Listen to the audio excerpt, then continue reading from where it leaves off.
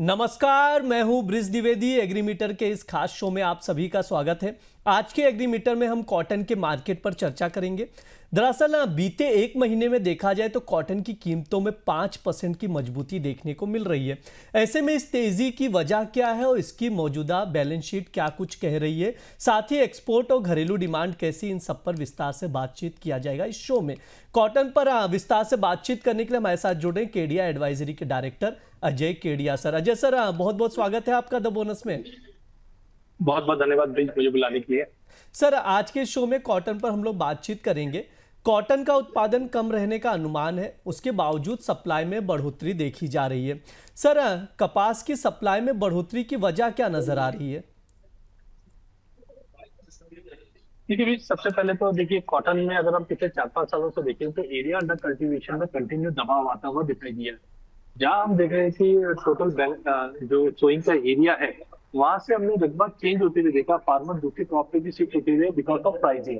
तो मुझे लगता है कि सबसे पहले जो हम 350 लाख गठान का प्रोडक्शन देखते थे वो 325 हुआ, और अब धीरे धीरे कम होते हुए 300 या 300 के नीचे की जाने की तैयारी कर रही, क्योंकि जो बीज है हाइब्रिड सीड्स या उस पर कोई नया काम हुआ नहीं है, और फार्मर भी दूसरे क्रॉप पे जा रहे हैं। हालांकि गवर्नमेंट इस पे एमएसपी में थोड़ा चेंजेस किए जरूर है, बट पल्सर्स हो गया, ऑयल सीड हो गया, यहाँ पे फार्मर को ज्यादा हम बोल सकते हैं रेनोवेटिंग मिल रहा है। इसके लिए एरिया अंडर कल्टीवेशन में ड्रॉप है।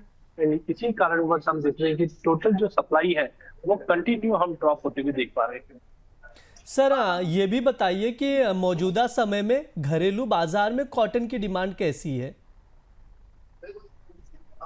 देखिए, कोविड के बाद से अगर हम देखें, पूरा यार्न मार्केट या टेक्सटाइल मार्केट कहीं ना कहीं स्टैग्नेट है। लेकिन हाँ, एक अनोखी चीज देखी गई है, जो रिटेल मार्केट है। रिटेल मार्केट के अंदर अगर हम देखते हैं तो जो स्टॉक पड़ा हुआ था वो फास्ट मूव हो रहा है। जैसे आप जितने भी तो टेक्सटाइल में हम रिटेल स्टोर की बात करते हैं, ये सारे के सारे सेल्स अच्छी दिखा रहे हैं, बट उनका जो इन्वेंट्री बिल्टअप है वो उतना फास्ट नहीं। तो कहीं ना कहीं ये पाइपलाइन बहुत ज्यादा एम्प्टी हुई है पिछले 2-3 सालों में, और मुझे लगता है कि ये इंप्रूवमेंट आएगा तो उसका इम्पैक्ट पड़ेगा। लेकिन सबसे बड़ा मुझे लगता है एग्री मार्केट में जो क्रेडिट लाइन है वो बहुत ज्यादा डिस्टर्ब हो चुका है, जिसके चलते हमने देखा कि ज्यादा डिमांड नहीं। इनफैक्ट अगर हम ग्लोबल मार्केट में बात करें तो कहीं ना कहीं स्लो डाउन, रिसेशन फियर बना है। इनफैक्ट बांग्लादेश सबसे बड़ा मार्केट है, चाहे हम यूरोप की बात करें, चाहे यूएस के लिए बात करें या इंडिया के लिए बात करें।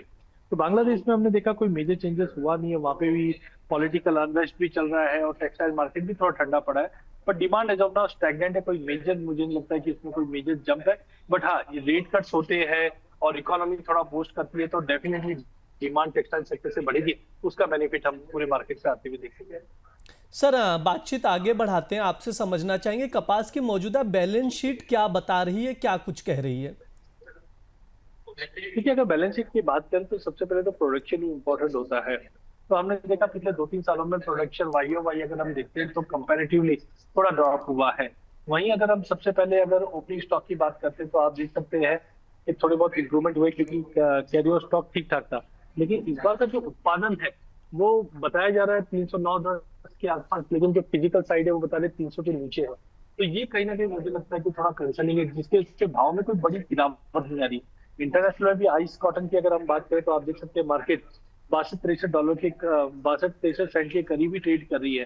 तो कोई ज्यादा हम बोल सकते हैं ग्लोबली भी अगर हम बैलेंस शीट देखते हैं तो सप्लाई ठीक ठाक बनी हुई है, लेकिन डिमांड भी थोड़ी बहुत इंक्रीमेंटल है, ज्यादा नहीं है। इसके लिए भाव में भी स्टेगनेंसी बनी हुई है और जो सप्लाई है उसमें भी स्टेगनेंसी बनी हुई है।